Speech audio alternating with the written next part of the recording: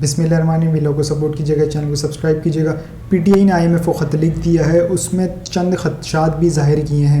وہ خط کا تھوڑا سا میں آپ کے متن شیئر کروں آگے چل کے. اس کے علاوہ خان صاحب نے اڈیالہ جیل میں گزشتہ روز صحافیوں سے غیر رسمی گفتگو کی تھی.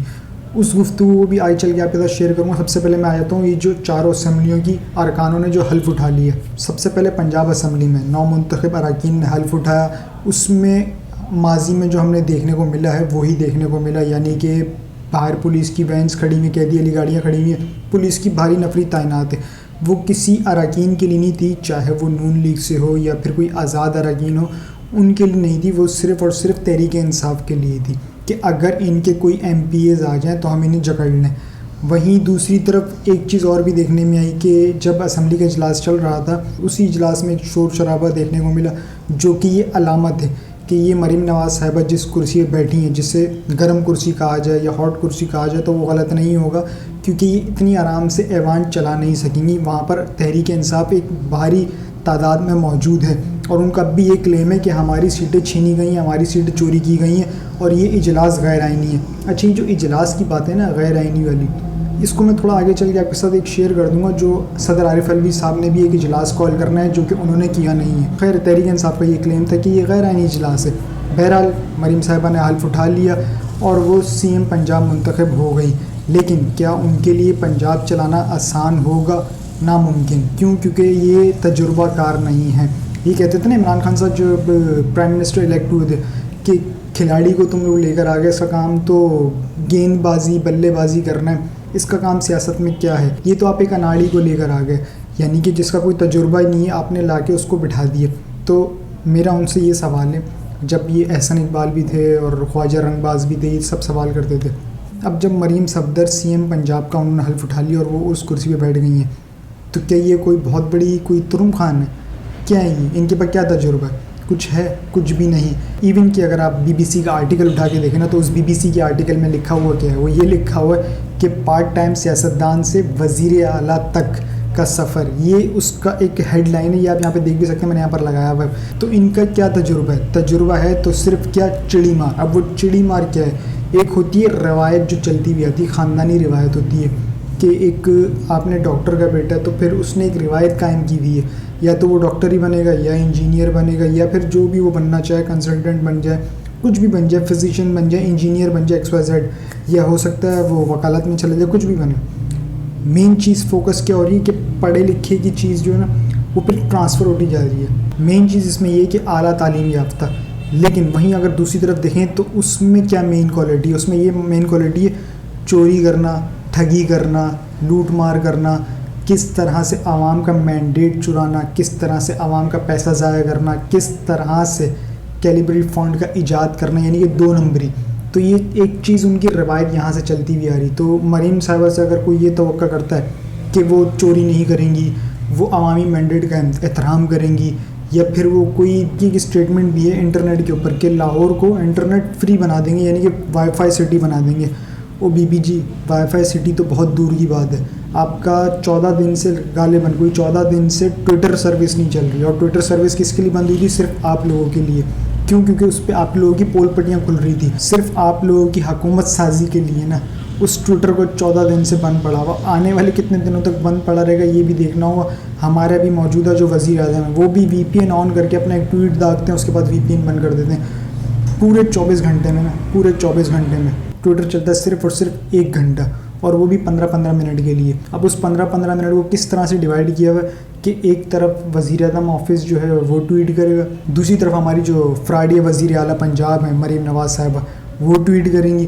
اس کے بعد پھر آ جائیں سندھ کی طرف کہ آصف علی زرداری یا ان کا بیٹا صاحبزادہ وہ ٹویٹ کرے گا. تو اس طرح سے 15-15 منٹ ڈیوائڈ کیے ہوئے. 24 گھنٹے میں صرف 1 گھنٹہ ٹویٹر چلتا ہے, اس کے علاوہ ٹویٹر سروس بند ہے. ہاں, اگر آپ کو ٹویٹر چلانا ہے تو اس کے لیے آپ کو VPN چلانا پڑے گا. وداؤٹ VPN ٹویٹر نہیں چلے گا. خیر, پنجاب اسمبلی کی طرف دوبارہ آیا تھا. عمران خان کی تصویر پنجاب اسمبلی میں لہرا دی گئی جب وہاں پہ شور شرابہ ایک جاری تھا, اور وہاں سے گھڑی چور کے ایک نعرے لگ رہے تھے, تو یہاں سے بھی کوئی کم نعرے نہیں لگ رہے تھے, یہاں سے مینڈیٹ چور لگ رہے تھے. ایون کہ یہ پوچھا جا رہا تھا, اس کے بھی نعرے لگ رہے تھے کہ تم کون سے ہو, فارم 45 والے ہو یا فارم 47 والے ہو. جس چیز سے چڑھ وہاں پر وہ عمل کر دیا گیا, اور وہ تھا عمران خان صاحب کی تصویر کو لہرانا.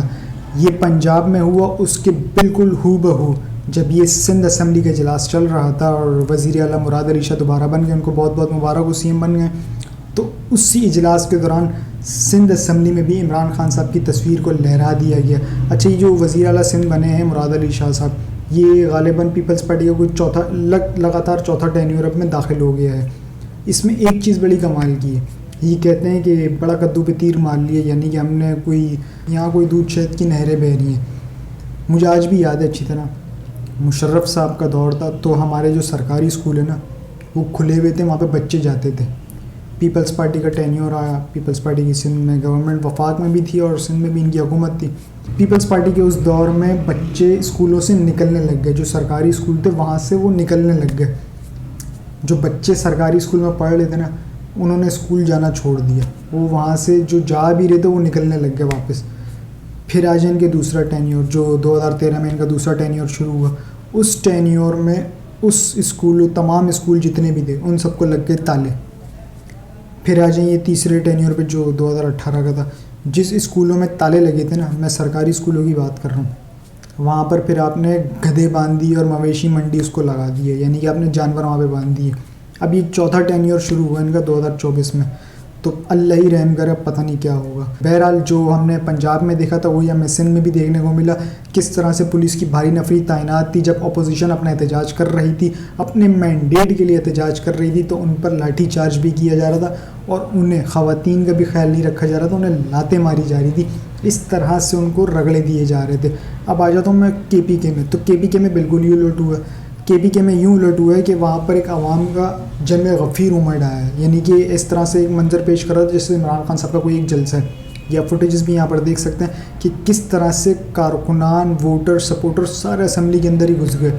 اسمبلی کا اجلاس چلا, اس میں بھی عمران خان صاحب کی تصویر کو لہرا دیا گیا, یعنی کہ دیگر 2 اسمبلی کے بعد بھی اس تیسری اسمبلی میں بھی عمران خان صاحب کی تصویر کو لہرا دیا گیا, جس میں عمران خان زندہ باد کے بھی نعرے وہاں پر لگائے گئے. یہ آپ دیکھ سکتے ہیں, شور شرابہ بھی وہاں پر بہت تھا. بہرحال اراکین نے حلف اٹھا لیا, لیکن ہمیں دیگر جو 2 صوبے ہیں اس میں یہ دیکھنے کو یہ نہیں ملا, ہمیں کے پی کے میں یہ دیکھنے کو نہیں ملا کہ وہاں پر کوئی بدعزمی ہوئی ہو یا پھر کوئی پولیس کی قیدیوں والی گاڑی آ گئی ہو, پولیس کی بھاری نفری تعینات کر دی ہو کہ بھائی آپ نے اپوزیشن کو اٹھا کے لے جانا. وہاں یہ عمل بالکل بھی نہیں تھا. وہاں سب کو اجازت تھی کہ آپ سب آ سکتے ہیں, بشمول چاہے وہ اپوزیشن کے ہی کیوں نہ ووٹر سپورٹرز ہوں, وہ بھی آ سکتے تھے. آپ یہ فوٹیج بھی دیکھ سکتے ہیں. اب میں آ جاتا ہوں بلوچستان کی طرف. تو بلوچستان کا جو اجلاس تھا اسے شاید غالباً اتنی کوریج نہیں ملی کیونکہ میں نے بھی اسے اتنا فالو اپ نہیں لیا. اس کو میں اگلے ویڈیو میں آپ کے ساتھ شیئر کر دوں کہ وہاں کی کیا صورتحال تھی. بہرحال میں آ جاتا ہوں صدر عارف الوی صاحب کے جو خط ہے کہ انہوں نے اسمبلی کے اجلاس کال نہیں کیا. آئینی طور پہ اگر دیکھا جائے تو صدر عارف الوی انتخابات کے 2 ہفتے کے اندر ان کا کام ہے کہ انہوں نے اجلاس کال کرنا ہوتا ہے, لیکن صدر عارف الوی نے اجلاس کال نہیں کیا. اور انہوں نے کیوں نہیں کال کیا؟ کیونکہ وہ ان کا ماننا یہ ہے اور وہ یہ کہتے ہیں, یہ ان کا کلیم بھی ہے کہ اسمبلی کا کورم پورا نہیں ہے. اور کورم اس لیے پورا نہیں ہے کیونکہ آپ نے مخصوص نشستیں دیگر جماعتوں کو دے دی, آپ نے تحریک انصاف کو نہیں دی, یعنی کہ ان کے جو آزاد اراکین تھے جو اب سنی اتحاد کونسل میں شامل ہو گئے, آپ نے ان کو نہیں دی, باقی تمام سب کو دے دیے. ان کا یہ کہنا ہے کہ آپ کورم پورا کر لیں, میں اجلاس کال کر دوں گا. اسی لیے انہوں نے سمری مسترد کر دی اور اسے واپس بھجوا دی. اب کرنٹ جو سچویشن ہے اس میں یہ ہے کہ اگر تو قانونی ماہرین کو دیکھیں, ان کا یہ کہنا ہوتا ہے کہ اگر صدر اپنی سمری واپس بھجوا دے اور نگراں حکومت جو بیٹھی ہوئی ہے اگر وہ دوبارہ سمری اگر سال کرتے ہیں کہ نظر ثانی کی جائے, تو اس میں آپ کا جو اسپیکر ہے وہ کال نہیں کر سکتا اجلاس. اگر اسپیکر کال کرے گا تو وہ غیر آئینی اجلاس کہلائے گا. ابھی تک کی جو کرنٹ سچویشن ہے اکارڈنگ ٹو قانونی ماہرین, اجلاس صدر کے علاوہ کوئی نہیں بلا سکتا. یہ جو کہہ رہے ہیں نا کہ ہم اجلاس ہر صورت کریں گے, اچھا کیسے کریں گے کہ اسپیکر اناؤنس کرے گا, اسپیکر کال کرے گا, تو اسپیکر اجلاس نہیں بلا سکتا کیونکہ اب بھی اسپیکر آپ کا عبوری ہے, کیونکہ آپ کا ایک الیکٹڈ, کیونکہ آپ کا ایک پریزیڈنٹ موجود ہے. اگر پریزیڈنٹ موجود نہ ہوتا تو پھر سمجھ میں آتی. بہرحال آپ کا پریزیڈنٹ موجود ہے تو آپ کا اسپیکر کال نہیں کر سکتا.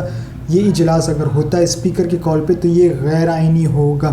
اب یہ جو بلاول صاحب کہہ رہے ہیں کہ ہم آرٹیکل 6 لگائیں گے عارف الوی صاحب پر, صدر پاکستان پر, تو آپ جو اجلاس کال کر رہے ہیں اس کا کیا؟ اس کے علاوہ 2 صوبوں میں الیکشن کروانے تھے 90 روز کے اندر, اس کا کیا، جس پر ایک بڑی ٹھاٹ سے ٹویٹ مارا 400 دن ہوگا کہ الحمدللہ 400 دن کمپلیٹ. یہ آپ ٹویٹ بھی دیکھ سکتے ہیں محسن نقوی صاحب. اس کا کیا، یہ 90 روز کے لیے آئے تو پورے 400 دن کر کے گئے. تو اس پر آرٹیکل کس پہ لگے گا؟ یعنی کہ اپنا جو کھایا ہوا ہے میٹھا میٹھا ہپ ہپ، دوسرے کا کڑوا کڑوا تھو تھو. وہیں عمران خان صاحب نے جو IMF کو خط لکھا ہے تو اس میں انہوں نے کوئی غداری نہیں کی ہے، نہ انہوں نے کوئی غلط بات کی ہے. انہوں نے سمپل چھوٹی سی بات بولی ہے کہ بھائی ہمارے جو انتخابات تھے اس میں اس میں تحفظات ہیں، لہٰذا اس سے پولیٹیکلی اسٹیبلٹی نہیں آئے گی. تو ہم چاہتے ہیں کہ آپ اس معاملے کی تحقیقات کریں، اس معاملے کی تحقیقات میں ہوں، آپ کو پتہ ہو، تو آپ اس چیز کو مد نظر رکھتے ہوئے پھر ہی بیل آؤٹ پیکیج پر چلیے گا. لیکن میں اتنا بتا دوں ایک بریکٹ میں کہ جو IMF کو خط لکھا گیا ہے عمران خان صاحب کی جانب سے، یعنی کہ رؤوف حسن نے تحریر کی ہے، تو اس سے کوئی فرق پڑے گا یا نہیں پڑے گا؟ ہو سکتا ہے کہ اس سے فرق نہ پڑے، کیونکہ ریاست کے معاملات کچھ الگ ہیں. ریاست IMF سے ڈائیلاگ کر رہی ہوتی ہے. اور رہا سوال ہماری جو معیشت کا پلان تھا وہ 10 سالہ لاک تھا کہ 10 سال کے لیے یہ معیشت کا پلان ہے، جس میں یہ کہا جا رہا تھا نا کہ 10 سال کے لیے حکومت، 5 سال، جس میں عمران خان صاحب شامل نہیں تھے کیونکہ عمران خان صاحب کو کچھ پسند نہیں کیا جا رہا، حالانکہ ان کو کھٹک رہا ہے. لیکن اب دیکھنا یہ کہ IMF کا اس پہ کیا رد عمل ہوتا ہے. نگراں وزیر جو اعظم ہیں ہمارے روہت صاحب، انہوں نے اس پر بڑا کمال اسٹیٹمنٹ دی. وہ کہتے ہیں کہ یہ ان کو خط نہیں لکھنا چاہیے تھا اور اس کی یہ شاید سیاسی قیمت ادا کرنی پڑے گی. تو اب بھی یہ کیا کر رہے ہیں، جو مزید کرنی پڑے گی. ویسے کرنی تو پڑے گی کیونکہ ہمیشہ جب تحریک انصاف نے کچھ کیا ہے تو اس کے رد عمل بڑا سخت ہوا ہے. تو اب دیکھنا یہ کہ اب کیا رد عمل آتا ہے. اب تک کے لیے اتنا ہی جی. اپنا اور اس چینل کا خیال رکھیے گا، چینل کو سبسکرائب کیجیے گا. اللہ حافظ.